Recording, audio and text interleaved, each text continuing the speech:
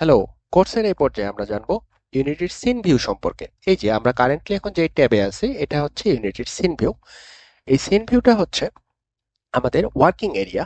সিনে সচরাচর object place বা মুভ করা হয়। আমাদের এই সিনে কারেন্টলি আমরা যদি একটা অবজেক্ট এখানে সেট করে রাখি, ধরেন আমাদের একটা কিউব আছে, এই কিউবটাকে আমরা হচ্ছে সিনের মধ্যে রেখে এটাকে হচ্ছে আমাদের ইচ্ছে মতো মুভ করতে পারি বা আমাদের ওয়ালটাকে বা গেমের ওয়ালটাকে সেট আপ করতে পারি।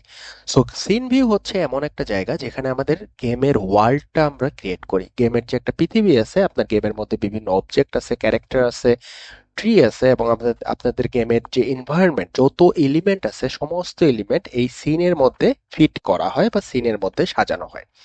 সো এইটা বেসিক্যালি আমাদের scene view. So scene view এর মধ্যে যদি আমাদের কোনো অবজেক্ট থাকে, ধরেন আমরা এই যে কিউবটা, এটাকে বেসিক্যালি মুভ করতে পারি, রোটেট করতে পারি, স্কেল করতে পারি। এটার জন্য আমরা যদি হচ্ছে কিবোর্ডের শর্টকাট যদি আমরা হচ্ছে ডাব্লিউ প্রেস করি তাহলে কিন্তু আমাদের অবজেক্টটা সিলেক্ট হয়ে যাবে। সো আমরা একে ইচ্ছে মতো আমাদের ইচ্ছে মতো মুভ করতে পারবো সেই এই ওয়ার্ল্ডের মধ্যে। আমরা যদি কিবোর্ডের শর্টকাট ই প্রেস করি তো এটা হচ্ছে রোটেট টুল অ্যাক্টিভেট হয়, তখন আপনি অবজেক্টটাকে ইচ্ছে মতো রোটেট করতে পারবেন। আর আপনি যদি হচ্ছে আর প্রেস করেন কিবোর্ডের তো সেক্ষেত্রে স্কেল যে টুলটা আছে সেটা অ্যাক্টিভেট হয় এবং অবজেক্টটাকে আপনি ইচ্ছে মতো স্কেল করতে পারবেন। সো এই হচ্ছে আমাদের সিন ভিউ। এখানে হচ্ছে আরেকটা জিনিস, আমরা যদি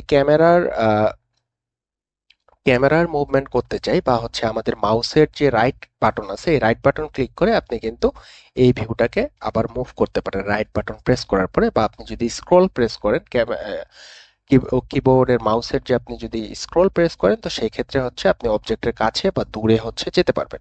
সো আপনি যখন একটা অবজেক্ট ক্রিয়েট করবেন আপনার হায়ারার্কি উইন্ডো থেকে, আমাদের প্রিভিয়াস ভিডিওতে হায়ারার্কি উইন্ডোর ডিটেলস আমরা পড়ে এসেছি। সো আপনি যখন একটা অবজেক্ট হায়ারার্কি উইন্ডোতে ক্রিয়েট করবেন সেই অবজেক্টটা কিন্তু আমাদের এই সিন ভিউ মানে আমাদের গেম ওয়ার্ল্ডের মধ্যে চলে আসে।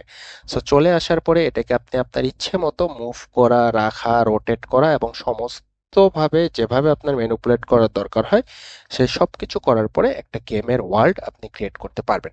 সো এই হচ্ছে বেসিক্যালি সিন ভিউ, এবং ইউনিটির মধ্যে সিন ভিউ এভাবে কাজ করে।